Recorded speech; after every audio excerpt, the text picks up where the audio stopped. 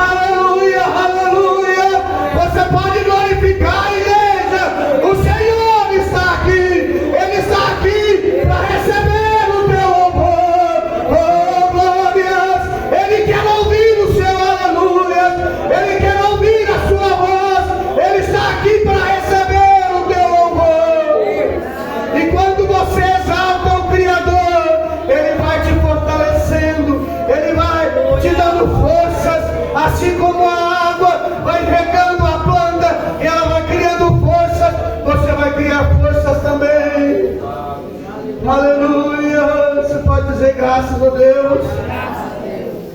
Sentai-vos, irmãos. Irmão, não há nada como ouvir a palavra de Deus. Ler e estudar a palavra de Deus é maravilhoso. Quem tem o privilégio de pegar a palavra e examiná-la com cuidado, sabe aqueles 10, 15 minutos que você tira por dia, sem internet, sem televisão, sem rádio, sem ninguém para te encher a paciência. Quando você cumpre Mateus capítulo 6, entra no teu quarto, o que faz? Fecha a porta. Quando ele diz fechar a porta, está falando, olha, se isole, tranque desse mundo e fala com o teu pai em secreto que ele vai te recompensar. Glória a Deus. Então, irmãos, mas as coisas que estão tão difíceis hoje, que o crente nem ler a Bíblia está dando conta. Quer ver? Levanta a mão quem leu um capítulo inteiro da Bíblia hoje. Levanta a mão. Ah, é algum. Quem levantou? Vou pegar um. Qual capítulo que você leu? Qual livro? Diga só o livro. Mateus 10. Então você leu. Mas é a minoria. Ah, pastor, eu trabalhei muito, eu não tive tempo. Claro que não. Não foi isso. Nós vemos ontem, Eclesiastes 3, tudo tem seu tempo. E há tempo para todo propósito debaixo do sol. E lá do versículo 2 até o versículo 13, 14, é um poema, onde ele contrasta um com o outro. Nascer, morrer, alegria e tristeza, a juntar pés para a pé. Ou seja, olha, no decurso da vida, do seu nascer até o morrer, você vai ter que ter tempo para tudo, inclusive o Criador. Nem o crente de hoje, irmãos, não sabe o que é estudar a Bíblia. E olha, está até fácil. Quando a gente converteu, a gente pegava a Bíblia, irmão, não tinha ajuda não. Ajuda era estudo, ir para a igreja, aprender com o pastor, oração, comprar livro, estudar. Hoje tem Bíblia que tem comentário. O irmão não está dando conta nem de ler a Bíblia que tem comentário, rodapé, para dar um esclarecimento para ele que está escrito. O povo não está entendendo nem de português, não sabe. Nem sabe o que é conjugar um verbo. Irmão, você precisa voltar para a sua raiz, que é adorar o Senhor, cultuar a Ele e saber o que você está fazendo. Romanos 12, oferecer a Deus um culto racional. Muitos não estão entendendo o prazer de ler a Bíblia. Porque Ezequiel, Deus falou para ele, olha, a tua boca será doce como mel. Por que, irmãos, é maravilhoso ler a Bíblia? Porque é tão maravilhoso. O que Ezequiel viu? Tanto Ezequiel como João. Lá no João, no Apocalipse, João escreveu o livro do Apocalipse, o anjo falou para ela, na tua boca será doce como mel, mas no teu ventre será amargo como absinto. Seu som vai ficar amargo. Então, por que mel? Sabe por que mel? O que mel é?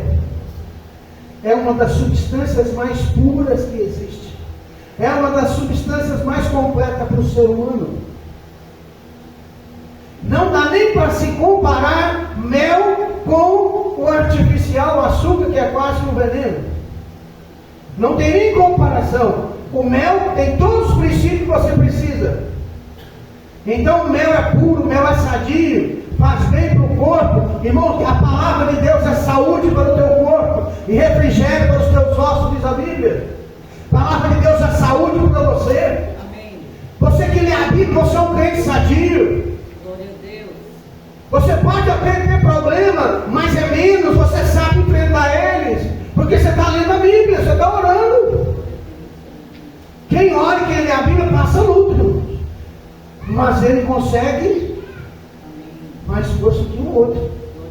Porque aquele que não lê, que não ora, que não lê a Bíblia, que não estuda a palavra de Deus, quando vem a provação, ele não está alimentado com o mel, com a pureza da palavra. Então o que acontece com ele? Ele começa a desanimar e reclamar. Mas aquele que está orando, que está em comunhão com Deus, que se alimenta da palavra todo dia, ele fala: não, mas a Bíblia também diz que Jesus Cristo disse que no mundo nós teremos aflição. Fique tranquilo que ele venceu. Ele estava dizendo: se ele venceu, nós podemos vencer. Ele vai saber que o apóstolo Pedro, capítulo 5 da sua primeira epístola, ele diz: olha, não estranheis o fogo que vem sobre vós. A provação como esta está passando na vossa irmandade no mundo inteiro. E Pedro diz: lançando sobre ele toda a vossa ansiedade, porque ele tem cuidado de vós. 1 Pedro 5,7. Então o crente, ele tem alimento, ele tem base bíblica. Na hora da provação, na hora da dificuldade, na hora do sofrimento, na hora que pecou, que errou, que falhou, ainda assim ele tem recurso. Pode ter cometido o pior pecado, o pior erro. Se eu conheço a Bíblia, ainda fala: olha, se eu confessar o meu pecado, ele é fiel, ele é justo para perdoar. 1 João 1,9. Romanos 8,28. Todas as coisas cooperam juntamente para o bem daqueles que amam a Deus. Tudo que você faça é para o seu bem. Por quê? Porque você é filho de Deus. Deus quer transformar imenso na sua vida. Os pais hoje estão criando os filhos numa redoma. Tudo que eu passei, eu não quero que meu filho passe. Sofrimento que eu passei, eu não quero que ele passe. Sabia que você está errado? Muitas coisas que você passou, seu filho tem que passar para aprender a dar um pouquinho de valor. Você vai dar o melhor? Estudo, alimentação, boa escola, boa educação, se você pode, graças a Deus, isso é bom. Mas ele tem que aprender que lá no mundo vai ter muito não. Pai que diz sim para o filho, ele odeia seu filho, ele detesta seu filho, ele quer a desgraça do seu filho. Você fala sim para o filho. O Dr. Augusto Cruz diz, no livro Pais e Filhos: senhora, bons pais, ele prepara seu filho para a vitória. Aqueles pais excelentes preparam o filho para a derrota. Meu filho, quando você derrotar, quando você cair, não levanta, sacode a poeira, começa de novo e não desista. Não é assim? Quando eu li esse livro dele, eu li ele umas 2 vezes, fiquei maravilhado. A gente podia ser até, tem uma gente é curioso, né? Eu começo contando a história de determinadas pessoas. E um deles é ABL. A gente podia ir lá no final, porque ele revelava, mas eu não gostava de fazer isso. ABL é Abraham Lincoln. Né? Então, Abraham Lincoln, ele conta a história dele, que aquele homem colecionou derrotas. Ele foi derrotado muitas e muitas vezes nos Estados Unidos. Mas um dia ele levantou: vou ser presidente dessa nação. O povo riu na cara dele, ele não conseguiu. Na segunda vez, ele foi lá e conseguiu. Você pode realizar seus sonhos se você alimentar da pureza da palavra. Amém. A palavra de Deus, irmãos, é doce e faz muito bem para a sua saúde. Por que ler a Bíblia é maravilhoso? Porque nós vemos Deus falar conosco, não é? Quando eu oro, é eu falando com Deus. Quando eu abro a Bíblia, é Deus falando comigo. Ah, pastor, eu queria que Deus falasse comigo assim, daquele jeito, daquele outro. Também queria ouvir que nem Adão. É porque eu quero ouvir a voz de Deus que nem Adão, que eu quero ouvir que nem Deus falava com Moisés. É que nós temos que ser fiel para quando chegar lá na glória a gente ouvir. Porque aqui na terra, a partir, desde que Jesus subiu, é só a palavra e o Espírito que fala com você. Então, irmãos, nós entramos em contato com Deus através da leitura da Bíblia e da oração. Porque a gente passa a entender os milagres bíblicos. A gente passa a observar como é que o milagre acontece. Para a água, o primeiro milagre de Jesus em Caná da Galileia, para a água ser transformada em vinho, alguém teve que ir lá chamar Jesus. Maria foi lá e chamou: olha, tudo que ele vos disser, façai. Quando alguém estiver falando de Maria, você pode exaltar: Maria é a mulher mais bem-aventurada que existiu. E ela tem um mandamento que todo mundo tem que ouvir: é ouvir Jesus. Maria não mandou ouvir ela, fazer o que ele vos disser. Ele vai resolver o problema, não é eu. Quem resolve é Ele. Amém. Jesus mandou encher os tanques de água. Alguém teve que tirar água. Alguém teve que encher o tanque, que era usado para purificação. Não era para colocar vinho. Tirou, mandou para o mestre Sala. Primeiro, ele provou e viu que o vinho era bom. Deus só te dá coisa boa, irmãos. A gente passa a entender que para o milagre acontecer tem que ter um processo. Para Lázaro ser ressuscitado, Jesus teve que ser convidado a ir no seu velório e curá-lo. Mas Jesus tardou e quando ele chegou já estava morto. Mas Jesus chega para resolver. A gente passa a conhecer a Deus melhor. O que está escrito em Oséias 6,3? Conheçamos e prossigamos em conhecer o Senhor. Quem conhece melhor os filhos do ano? É ele ou eu? Hã? Talvez para conhecer mais que ele é só a mulher. Né? Que diz que mulher enxerga mais. Cientificamente é comprovado que mulher, mesmo sem olhar, ela enxerga 180 graus aqui. Ela consegue observar tudo. Isso é ciência, não sou eu não, você pode observar. Mulher enxerga coisas que a gente não vê. Então, ninguém conhece o filho melhor do que o pai, não é? Também ninguém conhece você melhor do que eu sou Deus, que você serve, que você ora, você fala com Ele. Então, por que pôr a palavra de Deus, como está escrito aqui? Pôr a palavra de Deus, alimentar a palavra de Deus é maravilhoso, pôr em prática nem tanto. Esse título é baseado em duas coisas. Primeiro, quando João, Deus falou com ele, devora esse livrinho, na sua boca vai ser doce como mel, no seu ventre amargo. É porque quando João ia ministrar, assim como Ezequiel, a incredulidade do povo era um amargo para a vida dele. Ezequiel sofreu perseguição por causa daquele povo que não ouvia, não dava crédito. Nesse mesmo capítulo ele diz: olha, eu vou enviar esse povo para você falar com ele. Você vai ouvir da minha boca e você vai falar com eles. Versículo 5: tu não é enviado a um povo de estranho, nem de língua difícil, mas a casa de Israel. Amém? Mas eles não vão te dar ouvido, versículo 7. Então era duro para ele. Tanto Ezequiel como João comeram esse livrinho, quando foi pôr em prática, a coisa ficou amarga. Essa amargura, irmãos, remete ao quê? Ao que temos de colocar a palavra de Deus em prática. O contato que você tem com a Bíblia, por exemplo, para mim, não sei para você, quando eu conheci o Evangelho, foi a melhor coisa do mundo. E nada melhor do que você viver na direção de Deus, viver na dispensação do Senhor. Você entrar em contato com os milagres, com Deus fazendo obra na sua vida. Só, irmãos, que essa amargura que a Bíblia diz é quando eu vou pôr a palavra em prática.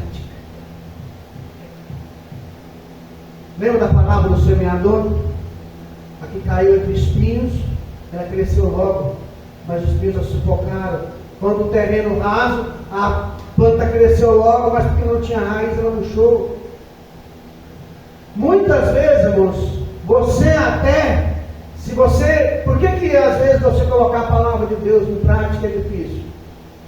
Porque vai contra os seus desejos, vai contra as suas vontades, vai muitas vezes até lá contra aquilo que a família ensina. Entre o que os seus pais te ensinam e o que a Bíblia ensina, fique com o que a Bíblia ensina. Pastor, está ensinando a sua rebelde ao pai e mãe. Não, a Bíblia diz: honra teu pai e tua mãe. Não diz lugar nenhum obedecer cegamente. É honrar pai e mãe. Como é que os meus filhos vão me honrar? Agora, sendo um bom marido. Eu não tenho filha, né? Sendo um bom marido, tratando bem a esposa, cuidando, zelando, amando os seus filhos, educando corretamente, está me honrando. Amém. É assim agora.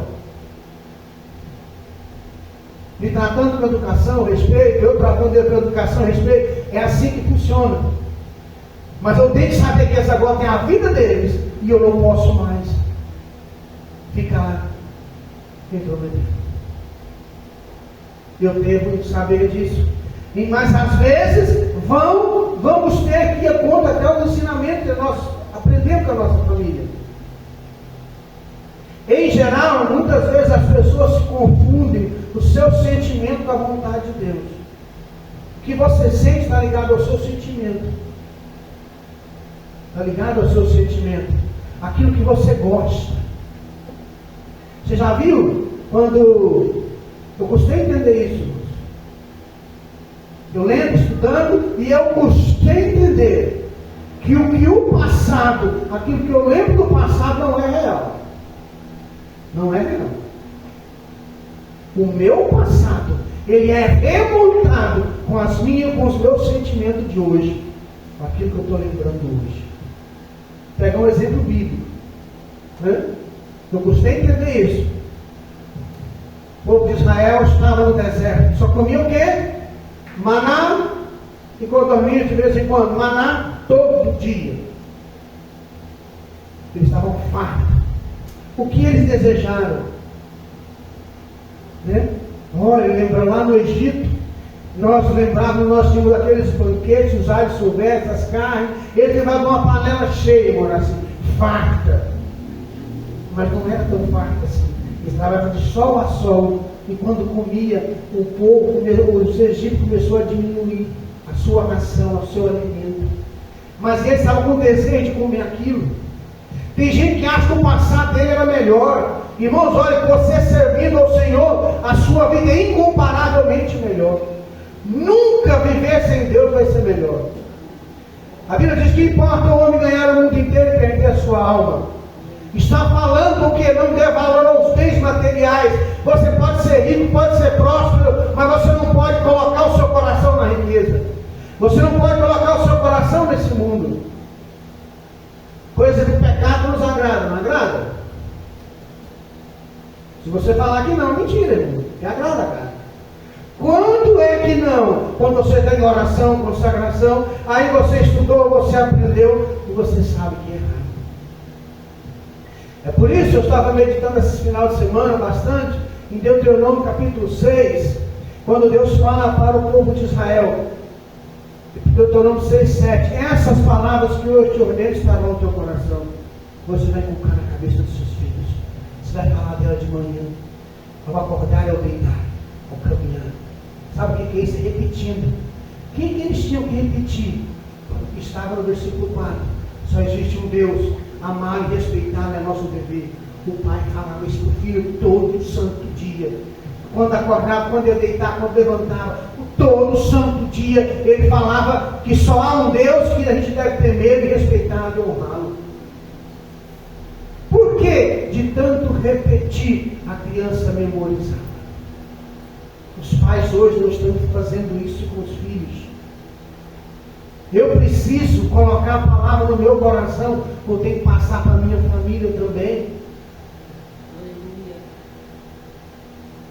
O pecado nos agrada, sim, mas por que então que José, quando foi lá para o Egito, ele manteve-se fiel? Por que ele não quis deitar com a mulher do Potifar? Por quê? Ele me falou, meu senhor é maior que eu nessa casa.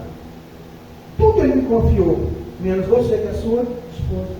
Tinha alguém lá para contar? Provavelmente não. A Bíblia diz que não tinha ninguém lá. O homem era escravo, estava jogado. Isso quer dizer que ele tinha um dono. Não é senhor, é dono.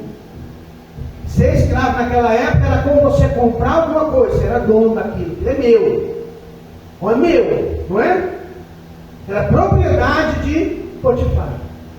Mas José tinha temor de Deus no seu coração. Que o pai e a mãe ensinou. Glória a Deus. E ele não quis deitar com aquela mulher. E ele foi preso, foi acusado. E o negócio foi tão sério. Foi tão sério que quando era acusado desse caso de... Hoje seria atentado violento ao pudor, né? Hoje, se fosse hoje, seria essa palavra. Mas naquela época, quando era suspeita, olha, ela disse que tentou agredir sexualmente. Por que Potifar não mandou matar ele? esse negócio está errado. Ele mandou ele preso. O negócio era para ser morto. Mas Potifar confiava naquele homem. A única vez que falhou, não tinha ninguém para testemunhar. Quando você aprende o que é certo, você não vai querer aquilo que é errado. Amém. O que Paulo diz a Timóteo? 1 Timóteo 2,1. Timóteo, antes de tudo, você vai fazer o seguinte: você vai usar a prática da oração e súplica. Antes de fazer qualquer coisa, 1 Timóteo 2,1, você vai fazer súplica, oração, intercessão e ação de graça por todos os homens. Irmãos, antes de fazer qualquer coisa, ore. Para que isso funcione, você tem que ter dois princípios na sua vida. Primeiro, orar e colocar diante de Deus. Segundo, eu orar e colocar diante de Deus, e o que eu senti no meu coração, eu vou fazer. É isso. Eu preciso consultar a Bíblia sobre o que ela nos ensina com respeito àquele assunto. Se eu não souber, eu vou procurar o pastor, eu vou procurar um irmão. Olha, eu estou estudando sobre esse assunto, o que você acha? Pega em Jeremias 17:9. Eu vou colocar a palavra de Deus em prática. Ela exige sacrifício, irmão. Olha o que está escrito aqui. Enganoso é o coração mais do que todas as coisas, e perverso, quem o conhecerá? Então, quando você orou, colocou diante de Deus, você vai fazer aquilo que você sentiu no seu coração, não é isso? O Romano diz que eu preciso oferecer o culto racional, irmão. Nem tudo que eu sinto é coisa boa. Nosso sentimento, diz a Bíblia aqui, nosso coração não nos engana.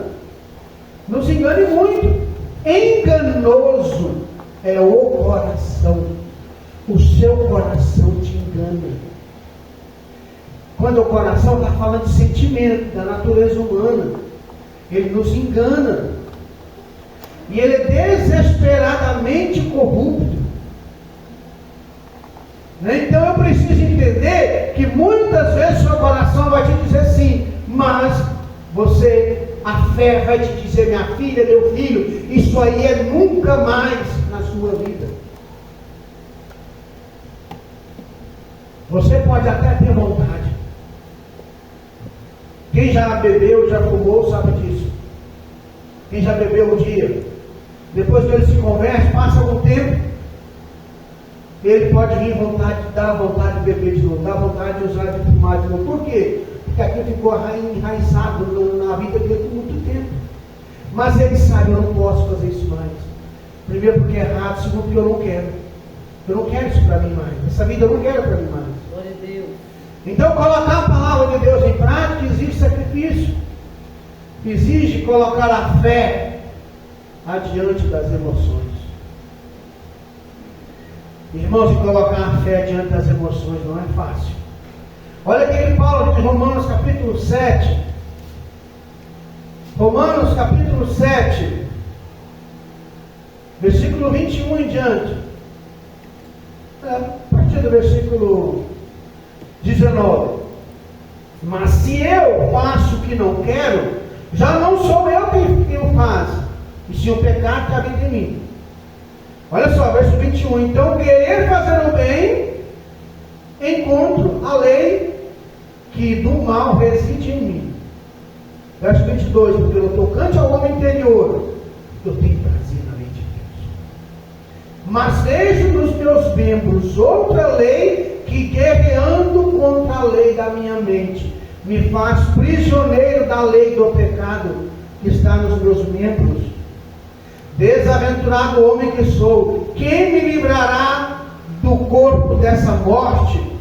Aí vem a resposta: graças a Deus por Jesus Cristo nosso Senhor, de maneira que eu, de mim mesmo, com a mente estou escravo da lei de Deus, mas segundo a carne, da lei do pecado.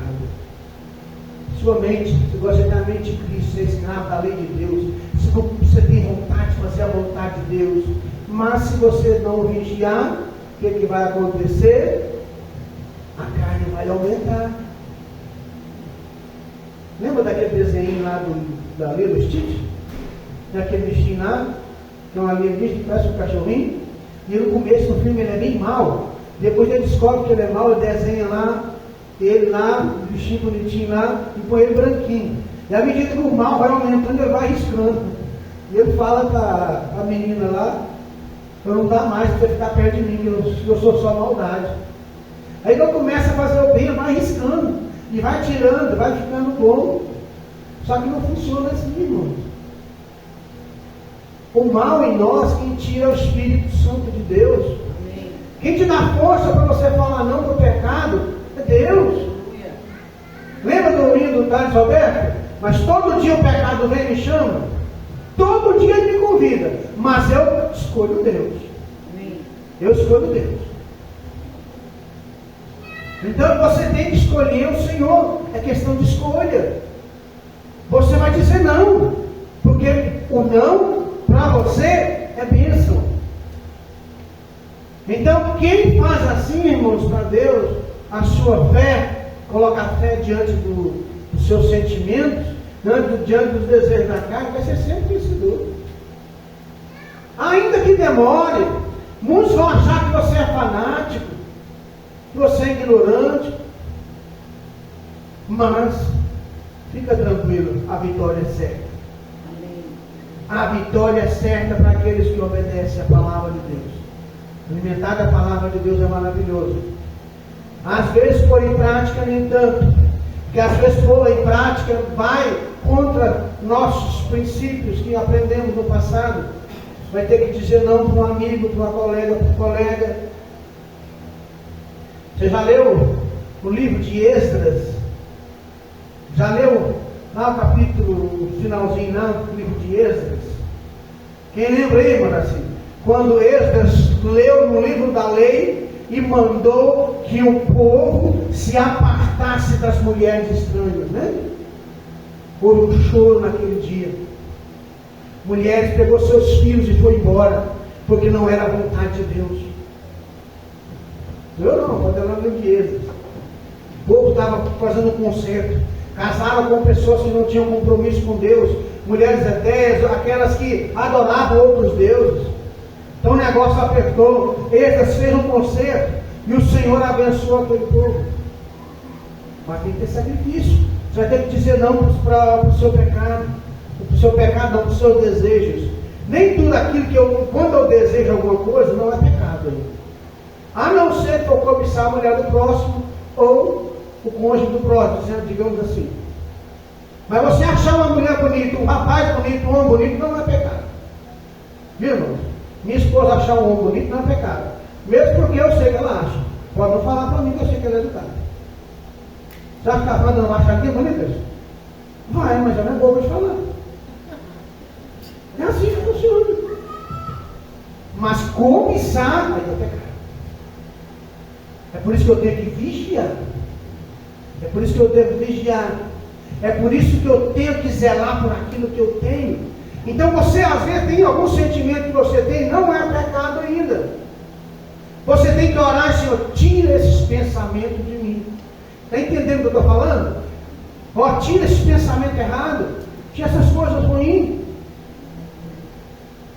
Por exemplo, quando a gente tem um sonho ruim, eu já tive um sonho ruim. Acordei, falei, só repreende esse mal. Já teve vez que eu teve sonho ruim, eu saí lá de casa e vim aqui correndo.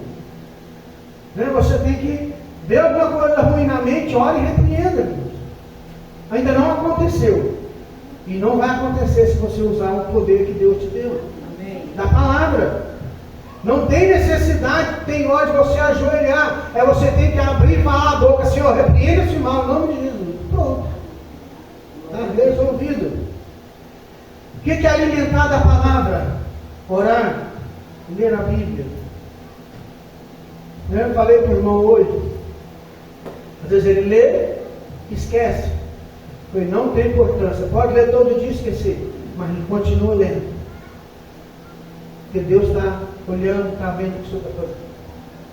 É assim que funciona. Se você ora pouco ou muito, mas ore, fale com Deus. Começa com 5 minutos, 10 minutos, 20 minutos. Começa lendo a Bíblia, mas não deixa de estudar a palavra de Deus. Vamos ficar em pé.